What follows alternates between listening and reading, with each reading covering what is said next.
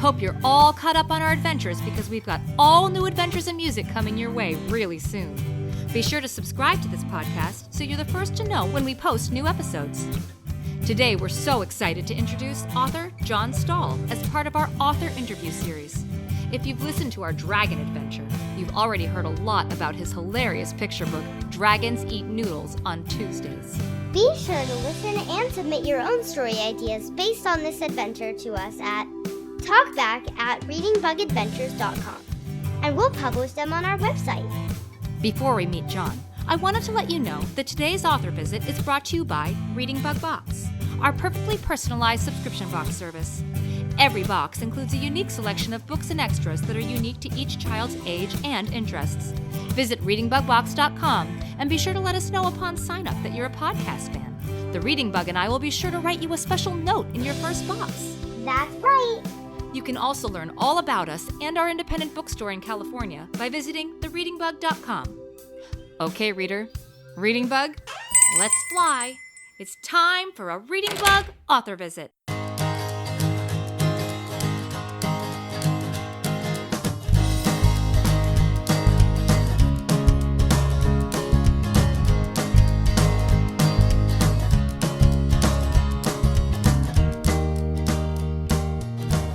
Hello, everyone. I'm here today with author and filmmaker Jon Stahl, whose picture book Dragons Eat Noodles on Tuesdays has become a Reading Bug favorite. It sure has. We liked it so much that we wrote a Reading Bug Adventures story featuring the book. Jon, thank you so much for being here today. My pleasure. So you've been a big supporter of our story podcast, so it's exciting to get you in here as an author. My whole family, we are all big fans of the show, so we are honored and thrilled to be taking part. We were really excited to do a dragon episode and had lots of inspiration from your book. There's even, spoiler alert, a monster in the dragon episode. Couple, that's true. Yep. So this is your first picture book, and like our Reading Bug family and all of, we wear many different hats. Can you tell us a little bit about all the things that you do and how you got to here? Well, I guess I started out, actually, I wear a few different hats. So I've been an elementary school teacher for many years. And I've been a filmmaker and a screenwriter. And I actually started out trying to make it in film and trying to be this big film director and screenwriter. And that's for anyone who's ever tried that, it's amazing, but it's very, very challenging and very tough. And when that didn't happen quickly, I said, you know what? I've always loved working with children. I always loved elementary school when I was a kid. So I said, you know what? I think I'm going to become a teacher. And I did. And I loved being a teacher. And what was great about being a teacher, even though it's a very, very difficult job, everybody hug your teachers. They are the best. It's very hard being a teacher. But what it does do, it gave me my summers free. So every summer I would just write. And I'd work on things and I'd write books and I'd write more screenplays and I'd try to do various creative things. And so I started to write more children's picture books and I tried to get them published. And that also is very challenging. Try, send them out. I kept getting rejected, which is the nature of writing and the nature of the business. It's very hard to get a book published. I finally sketched a book. I am not an illustrator, but I did my best and sketched a rough version of what became Dragons Eat Noodles on Tuesdays. And I submitted that to a literary agent, which is somebody who helps you sell a book to a book publisher. And that worked. That they could see what I was doing because I was only writing the words, which is what someone who's only an author normally does. But in this case, I said, well, this isn't working. Let me try drawing the pictures. The pictures worked. It got my idea to be seen and understood, and voila. Long story short, the book came out. We got a really talented illustrator, Teague Bentley, who's done a bunch of his own books, which are fantastic. Please look him up. And he did a great job doing the illustrations. And together, and once the book got sold, our book editor, Diane Hess at Scholastic, we all collaborated, along with an art director there, And we put the book together, and it was a couple years worth of really hard work, and I'm very happy with the end result. Yeah, it's a really fun book, and we use it at Storytime all the time now, and we love doing the different voices, which is really fun. Well, it's funny. I'm going to be telling. I'm here for a live book event, and I'll be telling the kids who show up in person. But I will give the podcast listeners a little sense. As a first grade teacher, I would often, whenever there was a little bit of downtime or we were transitioning from one thing to another, to help the kids kind of focus or I don't know, just to have some fun or to hammer home some little lesson, I would raise my hands, and if you can imagine sock puppets on your hands without the socks, and I would just sort of have my hands be puppets and talk to each other and do a little banter, and they'd always end up sort of in a silly argument, and the kids just loved it. Every time it would just be some silly argument, and at the end, one hand would eat the other. It would every time. I would just eat the other, gulp, and then he'd burp. And that led to, I was like, oh my gosh, these kids would just love the bantering and the eating, that I kind of said, I think if I write a book version of my puppet shows, it would work. And sure enough, essentially my book, it's a little bit more nuanced, but it's characters kind of arguing with each other about the story, and then the story went from there, and it was a lot of fun. Yeah, it's so much fun to and I love the big illustrations are great, and Teague's artwork is really fun with the with his big bright illustrations and the giant monster and the giant dragon. And what's great is, you write something, and like I said, I crudely illustrated my stuff, but when you put it in the hands of a really talented artist and illustrator, and they take it in directions that you weren't even prepared for, or you couldn't even imagine, it really is. It's wonderful to collaborate on things, whether it's film, whether it's a book, whether it's teaching, and it's so great when other people jump in and put their creative minds behind things and make it go places you never even dreamed. Yeah, with this book, so did you see a lot of change from where you started writing to when those illustrations came in, and did you change things because of the illustrations? That a little bit. I do want to say that my original, and I can't wait to show everyone my first sketchbook. Yeah. My original vision is pretty largely intact. I feel really good about that. I mean, Teague really, he brought out things and just made it blossom. Mm-hmm. But the actual sort of basic look of it and the basic story is intact. So yes and no. I'm very proud of my original vision, and it kind of stayed true from the nugget to what it grew into. But Teague just made it pop. Yeah. Let's put it that way.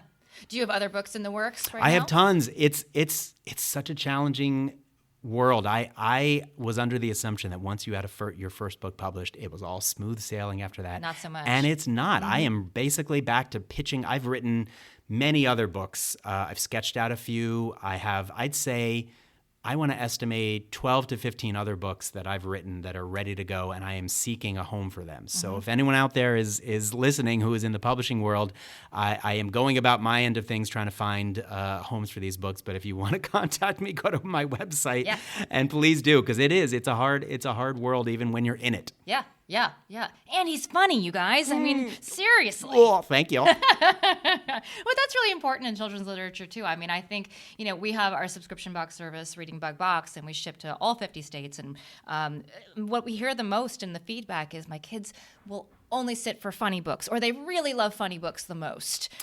Yeah, now I'm a parent of a 4.5-year-old and a 2.5-year-old, and so we consume books constantly.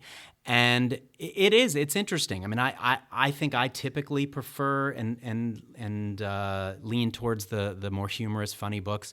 But there's something to be said for a beautifully written, more quiet or serious book. I'm always amazed by that. That's not typically what I write. I've written a few actually that I've pitched around, and I think I'm more successful with the funny ones, and I personally enjoy laughing along with my children or my students when I'm reading. But look, a good, serious, beautiful, quiet picture book is equally as powerful, as you know. Yeah. So the way I look at a picture book as a performance. Yeah. And so I come from a musical theater background. Mm-hmm. And what? You do? What? Shocker.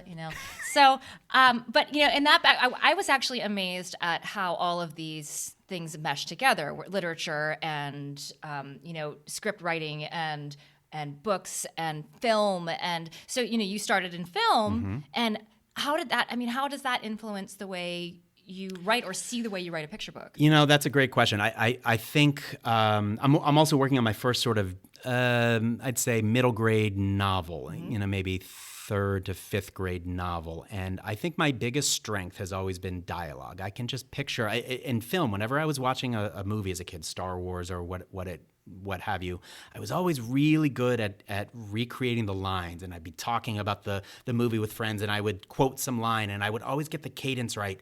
I just could hear lines of dialogue in my head, and that's always been my biggest strength. So I don't know, something about writing people speaking, and several of my books, as I mentioned, are not many I have say da da da da da, he said da da da da, she questioned, but a lot of them are just talking without any, and like bubbles, and that's hard to pitch to somebody, because when you have two characters, as Dragons Eat Noodles on Tuesdays is, it's largely characters just talking without a narrator intervening. Much like, if any of you know the Elephant and Piggy series by Mo Willems, which are amazing, it's just Gerald and Piggy talking. There's no narrator guiding the story. And so that's always been my, and in film, you rarely have narration. You do in a screenplay. When you're reading it, you have the actions broken down, but on the screen, you just hear the characters talking, or you see movement, but you don't actually hear somebody describing it. Right. So I guess that's sort of the marriage for me between film and my writing is often the dialogue ties them all together.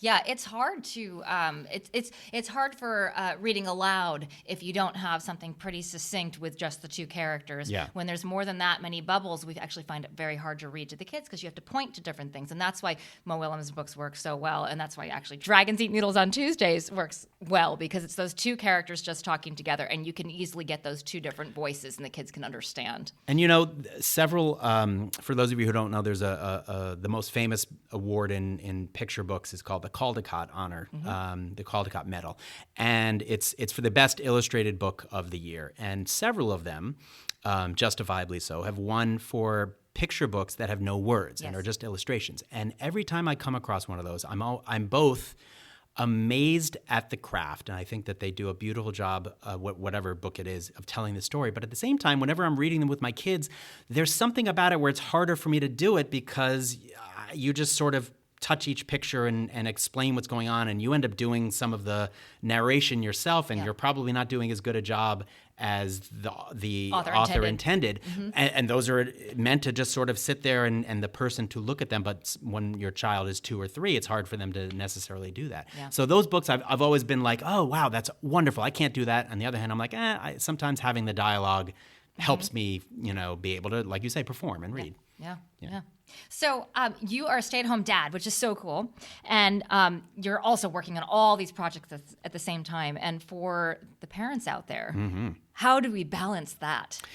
Yeah, it is. Gosh, that's a question I wish I had a simple answer for. My life, I think, is pretty unique, and I'm largely a stay-at-home dad. I work on my writing. I also work actually twice a week in an elementary school in Oakland, working with kids one-on-one in their reading. To answer your question, I don't quite have an answer. Everyone's life is so unique to them. How do we find the balance? The balance, if you're a parent, is prioritize your children as much as you can. Everyone has kids, and it's such a challenge staying calm and focused when there's arguing between siblings or this and that, or they're not putting their shoes on when you've asked them to because you're running late for school. It's hard. So find some way to stay serene and calm. And I will say this, please, this is my prescription to you as a certified elementary school teacher. Please, please, please keep your kids off devices as much as you can. I will say that much. And do the same yourselves. I am as guilty as the next person of looking at my phone throughout the day, and I'm always aware of I shouldn't be doing it. Well, I will tell you this, your kids should not be on devices. I'm going to hate to be so preachy, but it is bad for their brains. It is bad for their imaginations and their creativity. Podcasts are actually the one exception. We do not watch TV with our kids, but we do listen to podcasts because your brains fill in all the work. So no devices, parents, or at least as minimally as you can. Yeah. No, I agree. There's a lot out there. So a couple of maybe easy questions, maybe hard questions for you. Do you have a favorite children's book?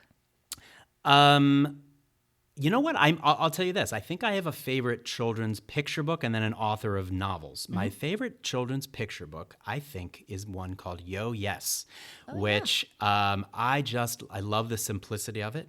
If any of you don't know it, it's called Yo Yes, and it's by Chris. I think his last name is Roshka, is how you pronounce it. Chris Roshka, yep. And he's the author-illustrator. Again, I'm very envious of that.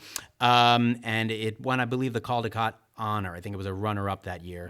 And it's just a simple story of these two boys. One boy is lonely, and another boy meets him. And between simple words like yo and yes and who and me, they become friends. One of them says, I'll be your friend, and the other is very wary and nervous. And then in the end, they become friends. It's so sweet. It's so simple. It's so short, and it's so wonderfully illustrated. I love Yo Yes. And then Roald Dahl has always been both my favorite to read to myself, but largely to read out loud. Whenever I was a fourth grade and a first grade teacher, I would read Roald Dahl books to my students. And that was always my favorite thing to do to my students all the time, was just read to them, read whatever I could. And Roald Dahl's books just pop being read aloud. They, he does speaking of dialogue, nobody writes more fun, funny, silly, scrumdiddlyumptious dialogue. I mean, just that word right there. I mean, I assume he invented that word. I think so, yeah. And just that word alone, when you read it in your mind, you see it on the page, it's funny. But when you say that out loud, try it together with me, everyone. Scrumdiddlyumptious. It crackles in your mouth. And scrumdiddlyumptious. There you go. Well, I bet if you say it 10 times fast, it's really hard. I'm not going to try that one. Too early in the morning for that. Yeah, right. We've been reading Matilda at home, and my daughter loves Matilda. Uh-huh. So easy questions, I think, from you might get from students. I know you probably get these all the time. What's your favorite color? Orange. I have a son who's got orange hair, and I had deep, bright orange hair as a kid. It's faded into kind of a brownish now, and I'm mostly bald, so it's mostly gone. But I was a big orange-haired kid, so I'll say orange. What's your favorite food? Fresh out of the oven chocolate chip cookies. Ooh, what's your least favorite food? Fennel. That's a good one. I don't like black licorice, and fennel has that sort of black licorice-y flavor. Yeah, yes. I'm not a fan. Smells interesting, though. And what's the weirdest thing you've ever eaten?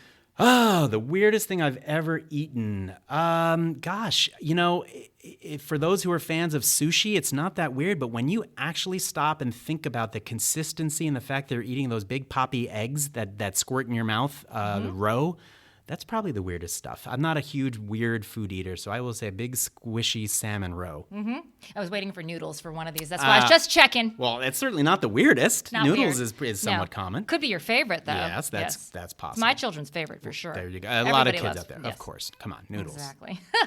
Well, now, let me actually just say this. Yes. Speaking of funny things to say out loud, when I was choosing something, I don't remember the genesis of it, but I remember when I had to choose that the dragons eat something. Noodles just instantly came to me because they're funny.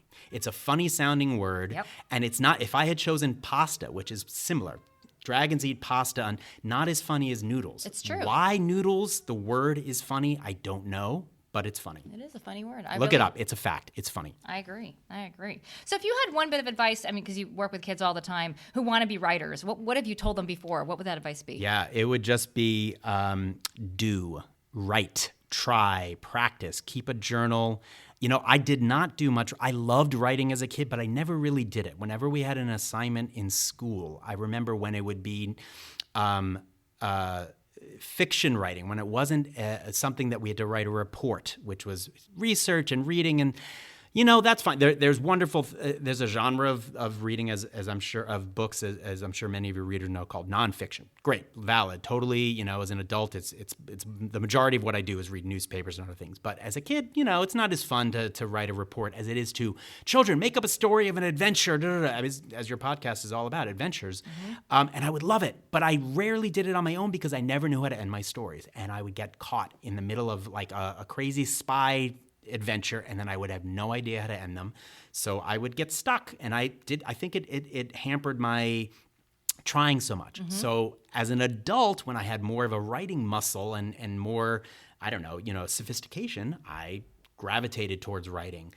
So my advice would be Write. I have a niece who's 12 now, and she is such an amazing writer at 10, 11, and 12, way farther along than I was. I mean, she's not the writer I am today, but she's not far behind, and she's 12. Yeah. So my advice would be write.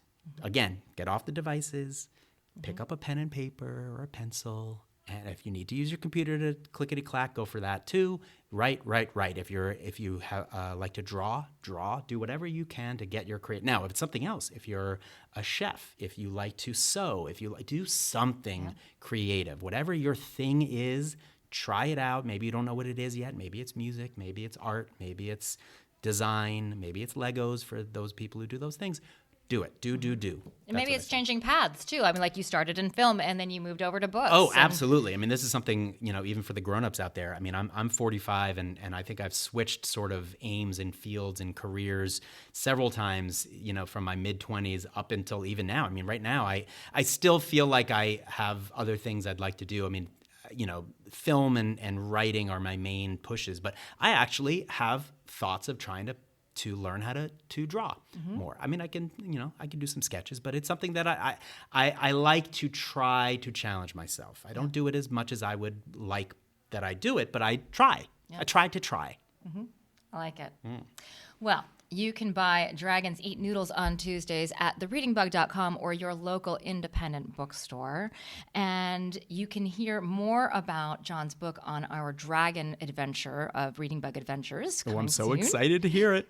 It'll be so much fun. And we actually encourage kids to write their own stories Please do. during this adventure. I think maybe it'll inspire you too to write more stories for us so that we can read them in our daily story times at the Reading Bug. I would love to. All right. Well, thank you so much for being here, Jon Stahl, and we will see you soon. Thanks, Lauren. Bye, readers. Once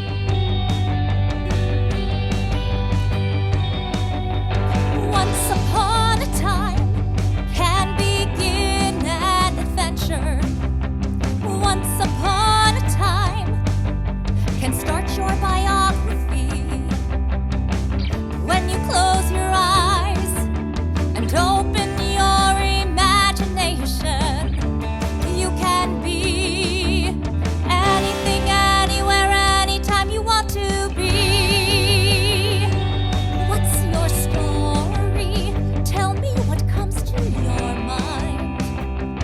What's your story? Let your imagination unwind. You can write it all down or tell it out loud from your heart. Sometimes the challenge is finding the right place to start. Others may tell you to stick to the rule book. Others may tell you to draw between the lines. Now rules and lines may all have their places, but what's in your story is yours to find. Once upon a time can begin an adventure. Once upon a time can start your biography. When you close your eyes and open your imagination, you can be anything, anywhere, anytime you want to be. What's your story? Tell me what comes to your mind. What's your story? Let your imagination unwind. You can write it all down or tell it out loud from your heart. Sometimes the challenge is finding the right place to start. You can rip out a blank page and write your own story. You can choose all your colors and pick your own plot. Your friends can help shape it, but no one can tell you what you can be and what you cannot. Once upon a time can begin an adventure. Once upon a time can start your biography. when you close your eyes and open your imagination, you can be anything, anywhere, anytime you want to be. What's your story?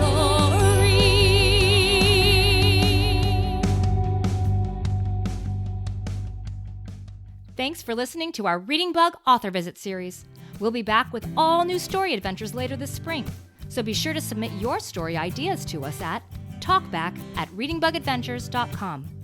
The Reading Bug is a family-owned independent bookstore in California. We are passionate about engaging, entertaining, and educating children with an emphasis on creating personal connections with kids. Please consider supporting us and our podcast by becoming a patron at patreon.com/readingbugadventures. Shop for millions of books at thereadingbug.com or subscribe to readingbugbox.com for perfectly personalized books delivered to your doorstep every month. Thanks for listening.